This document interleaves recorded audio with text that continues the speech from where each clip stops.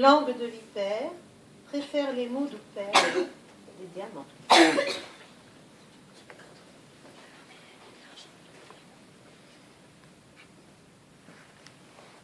L'autre monde ne possède pas qu'un seul royaume, loin de là. Aux antipodes de l'univers gracieux et sucré de la féerie existent des fiefs d'angoisse, des terres arides, des landes effrayantes et de menaçantes forêts. C'est dans ces lieux d'effroi que vous croiserez, si vous vous y aventurez, monstres, dragons, ogres et autres trolls. Vous vous direz alors peut-être qu'heureusement ici, dans les terres connues et répertoriées de notre monde à nous, vous êtes à l'abri de nos toutes mauvaises rencontres. Halte là, malheureux. Si vous avez la naïveté de penser cela, c'est que vous n'avez pas encore croisé la route d'une sorcière. Car les sorcières existent. Elles sont aussi humaines que vous et moi. À supposer que tous les auditeurs, y compris Loïc de cette assemblée, soient humains, bien sûr. Leurs pouvoirs ne sont pas des facultés magiques offertes par une naissance d'autres réalités, mais des connaissances maléfiques acquises par l'étude et la pratique. Poison, potions, envoûtements en tout genre, charme et contre-charme, sortilèges faits et défaits. Rien de tout cela ne leur est étranger. Mais ces connaissances ne s'acquièrent pas par la lecture d'un ouvrage du genre manuel pratique de la parfaite petite sorcière en 3 tomes. Oh non. Pour devenir une bonne sorcière, il faut un certain goût pour le malheur d'autrui et de longues, très longues années d'expérience maléfique.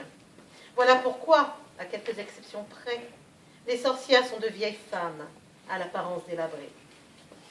Prenons d'ailleurs le temps d'en étudier une, celle que l'on appelle communément la sorcière maléfique. La sorcière diabolique, ou mare, peut correspondre à cette description, mais pas forcément. La sorcière maléfique répond assez souvent à des critères que l'on peut résumer à l'aide du portrait robot que mon assistante vient d'installer prudemment sur le chevalet. Bossue ou tordue, clopinante et mal fichue, elle porte souvent un fagot sur l'épaule parce qu'elle a besoin de combustible pour son chaudron.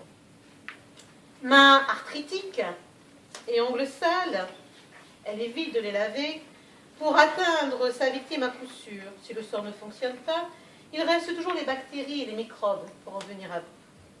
Visage ingrat et mal coiffé, elle arbore fièrement une ou plusieurs verrues, de préférence poilues. Mal nippée, elle fait souvent porter sa coquetterie sur ses accessoires, balais volants et autres bateaux pointus aux pommeaux effrayants. Comme vous pouvez le constater ici, cet attachement pour les crânes de bouc. Notez, je vous prie, à propos de cette sorcière, l'importance de la lettre B.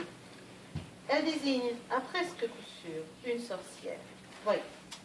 B comme borgne ou bigleuse. Bossue ou balafrée. Bancale ou boiteuse. Bègue ou bafouilleuse ou bredouilleuse ou bégayeuse. En vous emparant de ce livre documentaire intitulé « Sorcières et autres jeteuses de sorts », vous en apprendrez de bien belles sur les sorcières. Peut-être même apprendrez-vous quelque sorte. Sachez cependant qu'il finit mal. S'arrêtons longuement sur cette horreur que l'histoire a appelée la chasse aux sorcières.